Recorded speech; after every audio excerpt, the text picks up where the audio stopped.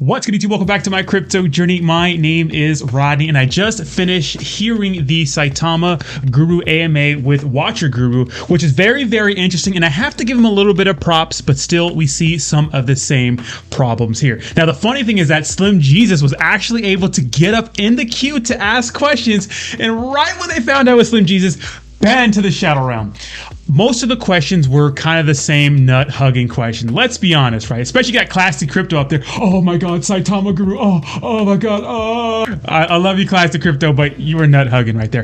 But Saitama Guru had some good points that I would like him to keep on talking about. And this, I'm giving him props right here, is that he talks about how investors, you're not going to get rich in a day, right? You're not going to go to the bathroom, put with your $100 investment and get rich in a day. Now, I know that's contradictory to some of the things we've talked about in the past before, right? When he talked about how, some guy made, millions of dollars off a $500 investment. Now, although that did happen in Saitama, that's not realistic to tell people now. And I'm glad he talked about that. And he made that a point, is that, hey guys, investing is about the long-term vision of a project. Now, here's the thing, guys. You guys know when it comes to Saitama, I believe in the project. They just need better PR, in my opinion. And we'll talk about that right now. Saitama is like the space in between Inception, getting a live new pair on the Ethereum blockchain, and then Bitmart and Gate.io. They could be that middleman where they can catch these projects before they get on the Bitmart and Gate.io, get liquidity from their project, and put it on the Saitama app, right? If they vet these products properly, right? They could do it at a faster rate. They can be that spot. They could be a home for meme coins. They can really do that. So that's how Saitama can win, especially if the app is easy and intuitive, right? If it just stops bugging out, which it will in the future, right?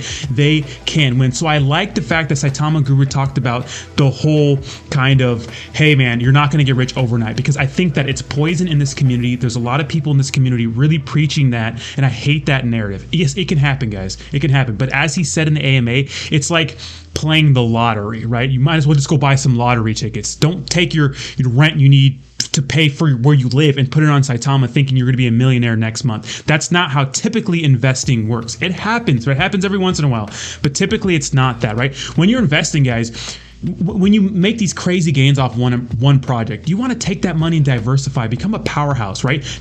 Your goal shouldn't be, I'm going to quit my job and fucking live on an island next year. That should not be your focus. Your focus should be, I'm going to still work my job, but I'm going to dollar cost average and add what I can every month into my cryptocurrency portfolio, my stock portfolio, whatever it is, right? Because that's what investing is. It's a slow grind. Now, like I said, you can get lucky on one asset and that thing can go crazy, and then you could just beat the game, right? You could just beat the game. You could be a millionaire off of one of these assets. That could happen, but that's not the rule. That's the exception sometime, right? And I think we have this weird Shiba Inu virus when it comes to those sorts of things. Now, another thing is that he's starting to accept responsibility for some of the things, I believe, when it comes to Saitama and the mistakes they've made. Now, of course, they talked about the haters and those sorts of things, but it seemed like he was more kind of embracing the fact that, hey, we're fucking up right now.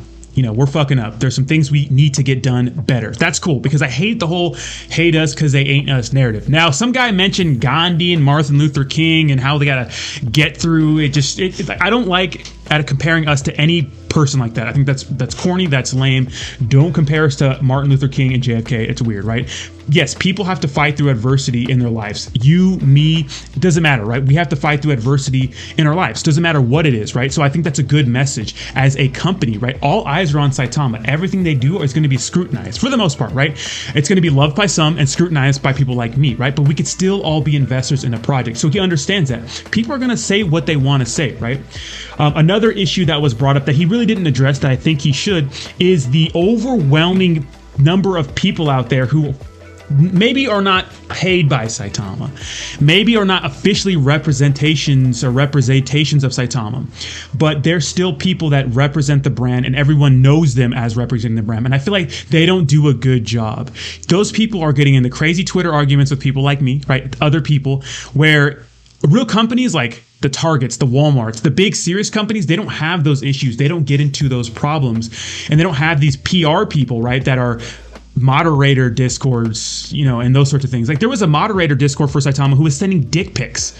Like you can't have people like that on your team. You need a good core PR team of people who are kind of, you know, suit and tie kind of people who are not going to get into these dumb Twitter battles with people like me and other trolls out there. You know, it's just not good for the company brand. You don't see other companies doing that. Like, you know, it's fun in games every once in a while, but you don't see big box brand companies doing that. And they should probably be the same, right? If they want to be serious, in my opinion. I think they need a dedicated PR team, but I don't think this AMA was that bad. Of course, I don't think we got any hard-hitting questions like we should have, right? They didn't let like Sandstorm up there. Slim Jesus wasn't allowed to talk. Look at Slim Jesus, I'm sure was going to be pretty civil in this. On this, I think Slim Jesus understands that if he goes off the cusp, right? So sometimes Slim Jesus is fucking crazy, right?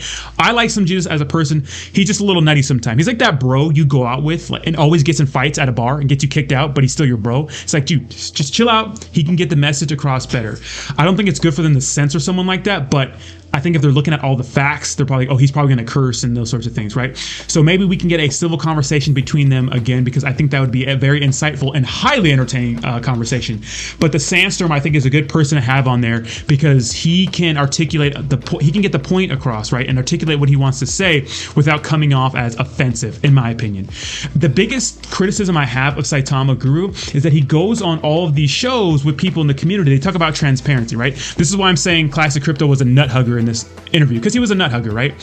He talks about how Saitama Guru is he's always out there talking and transparent. I get that, guys, but transparency is not going on a channel who's not going to ask you tough questions. We want to know about some things in your past. We want to know what happened. We want to know why you hired certain people. We want to know the hard questions. Maybe they're going to be tough to answer. Maybe they might be offensive. But at the end of the day, guys, no one ever gets down to the nitty-gritty in an echo chamber, right? There has to be people arguing. It's like a battle, right? It's like with you and your spouse, right? So you have to argue to get to the bottom of an issue sometimes. You have to argue. That's how things work. That's how people formulate smart, well thought out plans and goals. You don't get places, in my opinion, by going into an echo chamber. You don't get the real truth about something by being and existing in an echo chamber. So I also think that's important to go on someone's channel who's going to ask you some hard questions. They don't have to yell at you and curse at you, but they got to answer you. They got to ask the hard hitting questions, in my opinion. There's just too many people out there who are kind of like starstruck when they see Russ, right? They're kind of like dumbfounded, who don't want to really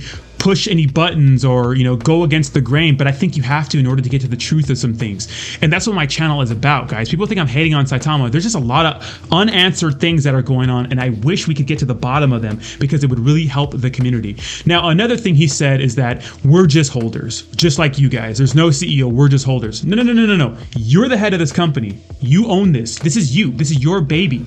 You and everybody else. Yes, we're shareholders. Like every other company, they're shareholders. You run this ship. The people you surround yourself with is your choice. He was saying, yeah, the Saitama builder guy who's showing off the fact that he was at a freaking Aston Martin dealership while the app is not working. To me, that's out of touch. So I think, like, if you're going to surround yourself with those people, understand that they're going to be in the public eye perceived as representing the brand. You see what I mean? Overall, this AMA was not bad compared to the other ones. I think we're making some progress here, in my opinion. I think we're making some progress. But at the end of the day, I still would like him to go in someone else's world, my channel, Sandstorm, somebody who's going to ask him some hard questions without being rude. You see what I mean? Because you can ask hard-hitting questions without sounding rude. So let me know what you think in the comments down below, and I'll talk to you soon. Peace.